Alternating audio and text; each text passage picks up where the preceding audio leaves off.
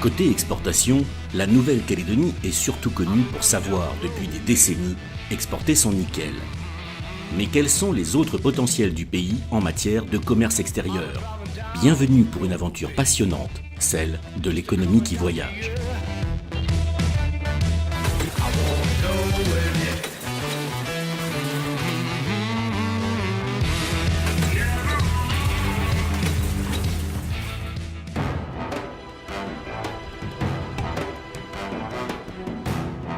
Pour commencer cet épisode, nous allons parler de douane. Quelle relation entre l'exportation et les services des douanes? Alors les missions qui sont liées à l'export, il y en a essentiellement deux. La première plus exactement, c'est d'informer et d'expliquer aux entreprises quels bénéfices elles peuvent tirer des accords commerciaux passés entre les pays ou différents groupes de pays. Cette activité de conseil aux entreprises dans ce secteur très particulier est inopérant en Nouvelle-Calédonie parce que le pays n'a pas conclu d'accords commerciaux avec ses voisins avec lesquels il commerce. Mais on peut penser que dans un avenir relativement proche, et avec une plus grande intégration dans son ensemble géopolitique de proximité, cette activité se développera. Le deuxième axe d'action de la douane, qui est beaucoup plus indirect, mais qui est parfaitement actuel et bien réel ici, c'est de contribuer à l'abaissement des coûts de production des entreprises et notamment de leur permettre d'offrir évidemment des prix d'autant plus compétitifs à l'exportation.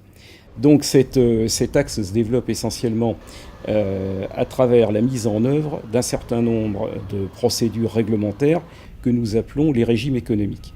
Et ces régimes économiques ont essentiellement pour but de favoriser l'abaissement des coûts dans la réalisation d'un certain nombre d'activités au sein, je dirais, de trois fonctions économiques essentielles, qui sont le stockage, d'une part, donc c'est très clairement l'entrepôt, où on stocke des marchandises sans acquitter les droits et taxes, en attendant de leur trouver une affectation, soit la réexportation, soit la mise sur le marché.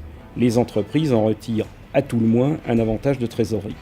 La deuxième fonction, c'est la transformation, c'est-à-dire la possibilité d'importer des biens et de fabriquer sous douane des marchandises qui ensuite de ça seront réexportées sans avoir été grevées par les droits et taxes afférents à ces marchandises. Et puis là, le troisième axe, c'est l'utilisation.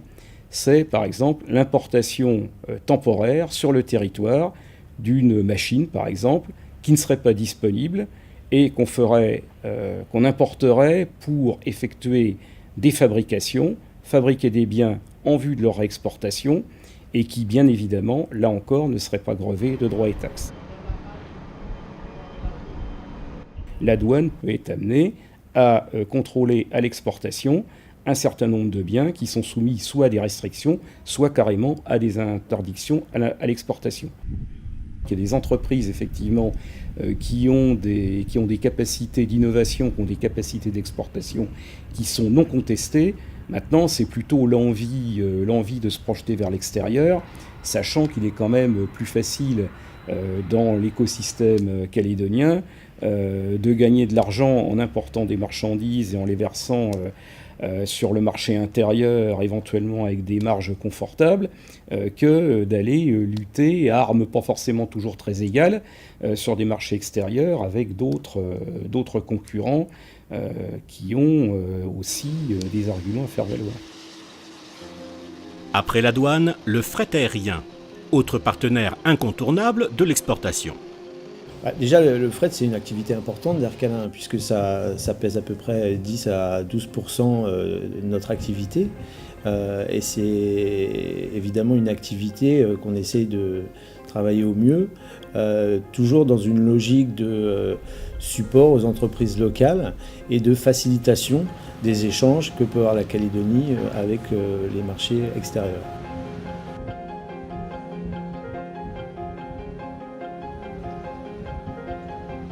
Alors on est à peu près sur une base de 1 millier de tonnes par an. Et on sent un intérêt qui croient pour les marchés extérieurs et un peu plus d'initiative du point de vue des exportateurs ou des entreprises qui se tournent vers le marché extérieur pour avoir des débouchés nouveaux.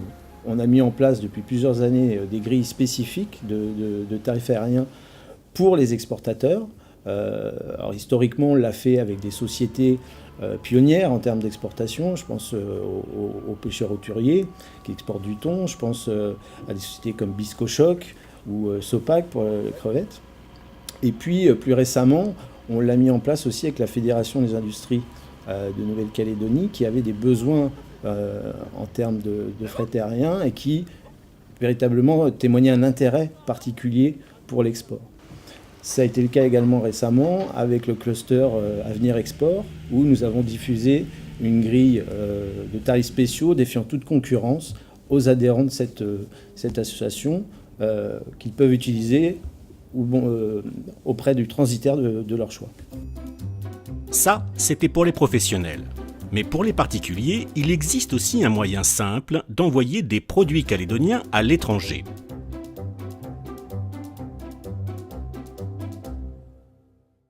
L'intérêt, c'est donc de promouvoir le produit calédonien, avant tout, puisque la Calédonie a quand même un savoir-faire qui est assez intéressant.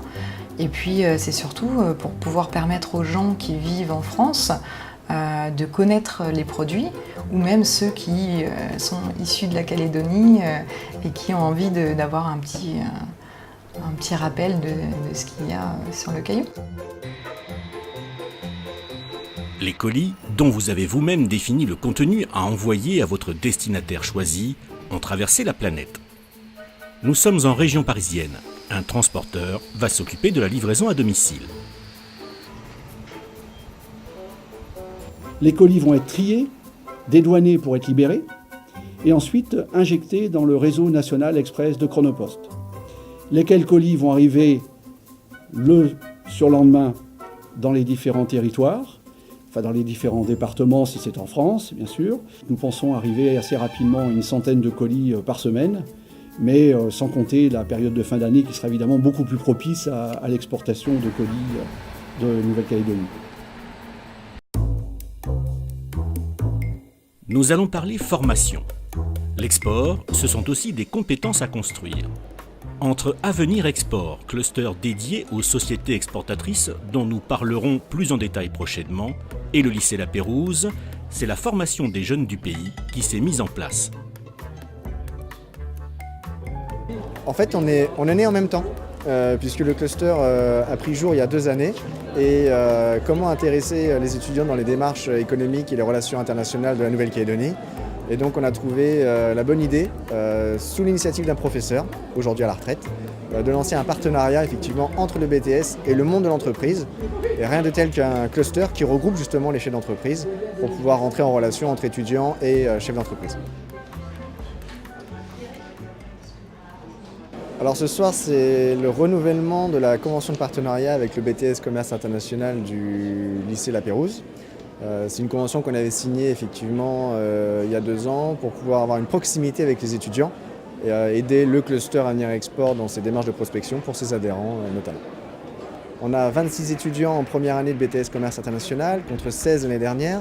On a hypothétiquement pour l'instant, on travaille sur l'ouverture d'un bachelor, donc une licence 3e année après le bac avec le GC et la CCI. Les étudiants vont pouvoir bénéficier de tout le réseau NCTNI dans le cadre de la réalisation d'études pays, d'études sectorielles et de missions de prospection pour le compte des adhérents et de l'enrichissement de la base de données d'NCTNI. Et les représentants de l'association peuvent aussi participer à tout ce qui est examen de fin d'année, examen et contrôle en cours de formation des étudiants en première, en 2e année. Le partenariat s'inscrit aussi dans le cadre d'un vivier d'étudiants qui pourront aussi nouer des relations privilégiées avec les adhérents d'NCTNI pour plus tard dans la vie active leur permettre d'avoir des relations privilégiées avec le monde de l'import-export en Nouvelle-Calédonie. Retournons à Paris pour un produit calédonien d'exception. Il est rare, donc cher, et son exploitation repose sur un haut niveau de qualité apporté à toutes les étapes de sa production. Un produit de tradition. Alors, la Maison Verlet, c'est une des plus anciennes torréfactions de Paris, puisqu'elle existe depuis 1880, où c'était la marraine d'Auguste Verlet qui a débuté avec des produits coloniaux et du café. Ensuite, Auguste, qui était un mousse sur les bateaux, qui rapportait du café d'Amérique centrale, d'Amérique du Sud, s'est piqué au café, et donc il s'est vraiment spécialisé dans le café en 1921. Ensuite, après, c'est son fils Pierre qui a suivi dans les débuts des années 60. Et moi, je suis arrivé en 1995 pour prendre la suite de Pierre. Donc ça fait 22 ans maintenant que je suis à la tête de la Maison Verlet. Le lien avec la Calédonie, alors il est d'une affinité particulière avec Jean-Paul Bellhomme, parce que c'est quelqu'un que j'apprécie beaucoup, qui est un maniaque du café, qui fait son café d'une manière absolument merveilleuse, et on arrive à avoir une qualité avec lui qui est absolument sublime, puisque pour moi c'est un des meilleurs cafés du monde.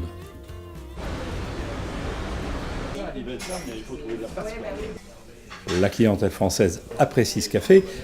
Ce qu'il apprécie moins, c'est son prix. Forcément, c'est tellement des petites quantités que le prix est assez élevé, mais c'est une clientèle de gens, de connaisseurs. Mais on a des grands chefs, par exemple Thierry Marx, que Jean-Paul Bellhomme connaît bien, qui est un grand amateur de café de Nouvelle-Calédonie, et régulièrement, il vient boire sa petite tasse de café chez Verlet, de Nouvelle-Calédonie, de son ami Jean-Paul Bellhomme. We are importing coffee from all over the world, maybe more than 50 countries, and then including New Caledonia, St. Helena, even Canary Islands from Spain, and Jamaica, Hawaii, Central America, Asia, all over the world. Oh, New Caledonia, about 30 kilo to 50 kilos only from New Caledonia, when the all amount of available amount from Mr. Bellhomme. This is a very unique shape, small, and then we have a lot of fun of use New Caledonian coffee. So if the Mr. Bellhomme come to Japan, maybe I'll take you to some customer there.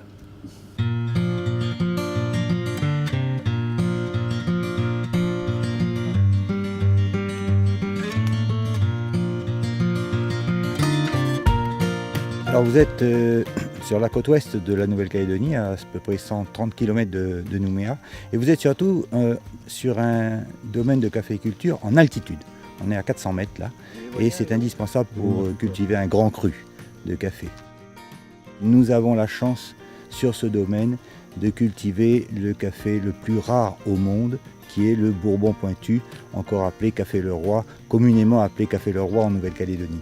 Le Bourbon pointu, c'est le seul arabica au monde qui soit décaféiné naturellement. On est à 0,4% de caféine, ce qui est très bas. C'est un café excessivement doux, aux saveurs chocolatées, et qui est recherché dans le monde entier. Alors nous exportons évidemment sur la métropole, la France, à Paris, sur la société Malongo qui nous achète. Également à Paris, on a les cafés Verlet, rue Saint-Honoré. Et nous ne courons pas après le client, hein. On a des clients qui sont fidèles et qui sont là depuis des années. Le Japon, ça c'est sûr, c'est un très très gros client. Nous avons également l'Angleterre qui nous achète du Bourbon pointu. Et puis après, il y a de l'export sur Internet. Alors là, on touche le monde entier, hein. Ça part à Moscou, ça part en Corée du Sud. C'est incroyable. Je pense que dès qu'on tape dans un produit de qualité, un produit de niche, exceptionnel, que les gens recherchent, et qu'on est honnête dans son travail, ça j'insiste, parce que bien souvent les gens vous disent on a tel ou tel et tel problème, mais c'est pas faux, c'est faux, les problèmes ils sont dans la qualité du travail, dans l'expertise qu'on donne à son produit. À ce moment-là, vous n'avez pas de problème, parce que le client est fidèle, on n'a pas besoin d'AOC, vous comprenez? Un cahier des charges, il faut se le faire soi-même. C'est la tête encore pleine de ces odeurs de café que nous terminons cet épisode. Rendez-vous la semaine prochaine pour un nouveau numéro d'Export, le magazine de l'économie qui voyage.